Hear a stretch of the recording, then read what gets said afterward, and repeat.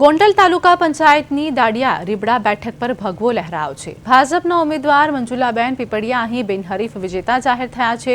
રીબડાના યુવા અગ્રણી રાજદીપસિંહ જાડેજાના પ્રયાસો અને ગામમાં ભાઈચારો તેમજ શાંતિ જળવાઈ રહે તેવા ઉમદા હેતુથી કોંગ્રેસ અને આમ આદમી પાર્ટીના ઉમેદવારોએ પોતાના ફોર્મ પરત ખેંચી લીધા છે।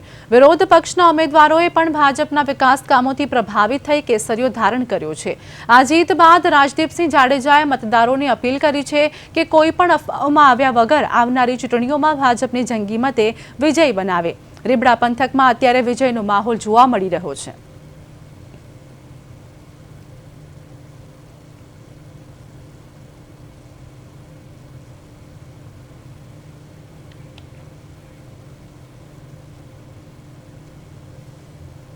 આજરોજ ગોંડલ તાલુકાનું દાડિયા 4 નંબરની સીટમાંથી આમ આદમી પાર્ટી અને કોંગ્રેસના બંને ઉમેદવારોએ ફોર્મ પરત પાછું ખેંચ્યું છે। ભારતીય જનતા પાર્ટીના અમારે મનીષભાઈ બિનહરીફ ચૂંટાણા છે। 22 તાલુકા પંચાયતમાંથી આ એક તાલુકા પંચાયત અમે બિનહરીફ કરી છે।